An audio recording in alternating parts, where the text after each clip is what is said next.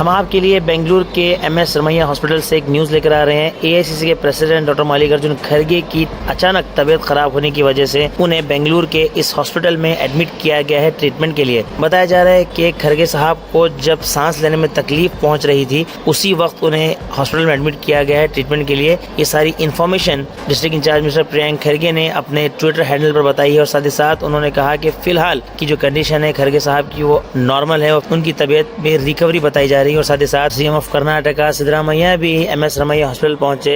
आइए देखते हैं बेंगलुरु से ये रिपोर्ट।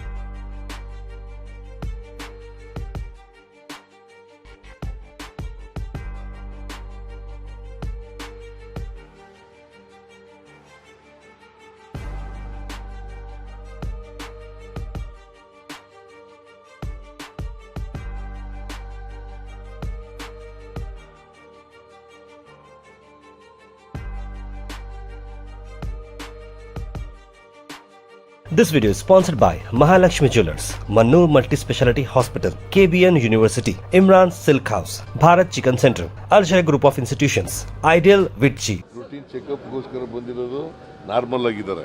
ಸರ್, ಆಯುಧ ಪೂಜೆ ಶುಭಾಶಯ ರಾಜ್ಯ ಜನತೆಗೆ.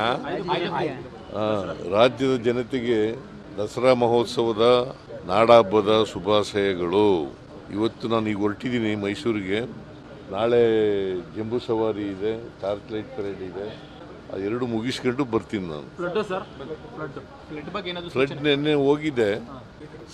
ಏನಾಗಿದೆ, 95% ಫ್ಲಡ್ ಇರ್ತಕ್ಕಂಥದ್ದು ಉತ್ತರ ಕರ್ನಾಟಕದಲ್ಲೇ 8-9 ಜಿಲ್ಲೆಗಳಲ್ಲಿ ಫ್ಲಡ್ ಜಾಸ್ತಿ ಆಗಿದೆ.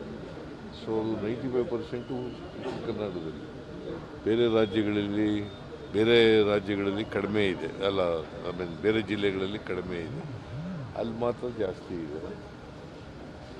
ಬೆಳಗಾಂ, ಬಿಜಾಪುರ, ಬಾಗಲಕೋಟೆ, ಕಲಬುರಗಿ, ಬೀದರ್, ಯಾದಗಿರಿ, ಹುಬ್ಳಿ, ಧಾರವಾಡ, ಗದಗ ಈ ಜಿಲ್ಲೆಗಳಲ್ಲಿ ಜಾಸ್ತಿ. ಕುಮಾರಸ್ವಾಮಿ ನಿಮ್ಮನ್ನು ಸಲಹೆ ಕೊಟ್ಟಿದ್ದಾರೆ ಸರ್, ದರ್ಶನ ಮಾಡ್ಕೋಬೇಡಿ, ಕೇಂದ್ರ ಸರ್ಕಾರದ ಬಗ್ಗೆ ಅಗತ್ಯವಾದ ಪ್ರಸ್ತಾವನೆ ಕೊಡಿ, ಪರಿಹಾರ ಕೊಡಿಸ್ತೀವಿ ಅಂತ ಹೇಳಿದ್ದಾರೆ ಕೇಂದ್ರ ಸರ್ಕಾರ ರಾಜ್ಯಕ್ಕೆ. ನೋಡಪ್ಪ, ಕುಮಾರಸ್ವಾಮಿ ಅವರು ಅದು ಹೇಳಿರ್ತಕ್ಕಂಥದ್ದನ್ನು ಸ್ವಾಗತ ಮಾಡ್ತೀನಿ. ಬಟ್ ಕೇಂದ್ರ ಸರ್ಕಾರ ಹಿಂದೆ ಬರಗಾಲ ಬಂದಿತ್ತಲ್ಲ ಕರ್ನಾಟಕದಲ್ಲಿ 2023ರಲ್ಲಿ, ಆಗ ನಾವು ಸುಪ್ರೀಂ ಕೋರ್ಟ್ಗೆ ಹೋಗಿ ತಗೋಬೇಕಾಗಿ ಬಂತು ಪರಿಹಾರನ. ಸುಪ್ರೀಂ ಕೋರ್ಟು ಬಾಗಿಲು ತಟ್ಟಿ ಸುಪ್ರೀಂ ಕೋರ್ಟ್ನವ್ರು ಆರ್ಡರ್ಸ್ ಮಾಡಿದ ಮೇಲೆ ಪರಿಹಾರ ಸಿಕ್ಕಿತ್ತು. ಕೇಂದ್ರ ಸರ್ಕಾರ ಈಗ ಕೊಡಿಸ್ಕೊಟ್ರೆ ನಮ್ಮ ಇವರು ಇದ್ದಾರಲ್ಲ, ಯಾರು ಕುಮಾರಸ್ವಾಮಿ ಇದ್ದಾರಲ್ಲ, ಕೊಡಿಸ್ಕೊಡ್ಲಿ, ಮೆಮೊರಾಂಡಮ್ ಕೊಡ್ತೀವಿ. ಸಮಾಜ ಉದ್ಧಾರ ಆಗಲ್ಲ ಅಂತ ಕುಮಾರಸ್ವಾಮಿ ಹೇಳಿದ್ದಾರೆ ಸರ್. ಸಮಾಜ ಉದ್ಧಾರ ಆಗಲ್ಲ ಅಂತ ಕುಮಾರಸ್ವಾಮಿ ಹೇಳಿದ್ದಾರೆ ಸರ್. ಅವರು ಕೇಂದ್ರ ಸರ್ಕಾರ ಪಾಪ ಕುಮಾರಸ್ವಾಮಿಗೆ ಗೊತ್ತಿಲ್ಲ. ಇದು socio economic and educational survey. ಈಗ ನಾವು ಒಂದು there is inequality in the society ಅಲ್ವಾ? ಈಕ್ವಾಲಿಟಿ ಮಾಡ್ಬೇಕಾದ್ರೆ ಏನು ಮಾಡಬೇಕು? ಅಂಕಿಅಂಶಗಳು ಬೇಕಲ್ವಾ? ನಂಬರ್ 1. ನಂಬರ್ 2, ಯಾವ ಜಾತಿನಲ್ಲಿ ಬಡತನ ಇದೆ, ಯಾವ ಜಾತಿನಲ್ಲಿ ನಿರುದ್ಯೋಗ ಇದೆ, ಯಾವ ಜಾತಿನಲ್ಲಿ ಅನಕ್ಷರತೆ ಇದೆ, ಯಾವ ಜಾತಿನಲ್ಲಿ ಜಮೀನಿಲ್ಲ, ಇವೆಲ್ಲ ಗೊತ್ತಾಗಬೇಕಲ್ಲ. ಗೊತ್ತಾದ್ರೆ ತಾನೇ ಈಕ್ವಾಲಿಟಿ. ಬಾಬಾ ಸಾಹೇಬ್ ಅಂಬೇಡ್ಕರ್ ಅವರು ಏನಂತ ಹೇಳಿರೋದು? ಅಸಮಾನತೆ ತೊಲಗಿಸಿ ಅಂತ. ಅಸಮಾನತೆ ಹೋಗ್ಬೇಕಾದ್ರೆ ಈಕ್ವಾಲಿಟಿ ಬರಬೇಕಲ್ವ? ಎಲ್ಲರೂ ಮುಖ್ಯವಾಹಿನಿ ಬರಬೇಕಲ್ವ? ಹಿಂಗೆ ಸೊಸೈಟಿ ಮುಂದುವರಿಸಬೇಕಾ? BJP ಅವರು ಅಸಮಾನತೆ ಹಿಂಗೆ ಇರಬೇಕು, ಸಮಾಜದಲ್ಲಿ ಈಕ್ವಾಲಿಟಿ ಬರಲೇಬಾರದು, ಇದನ್ನು ಬಯಸೋದು ಯಾವಾಗ.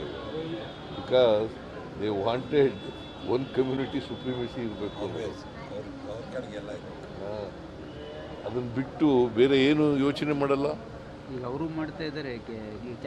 ಈಗ ಜಾತಿ ಗಣತಿ ಅವರು ಕೇಂದ್ರ ಸರ್ಕಾರದವ್ರು ಮಾಡ್ತಾರಲ್ಲ, ಯಾಕೆ ಮಾಡ್ತಾ ಇದ್ದರು?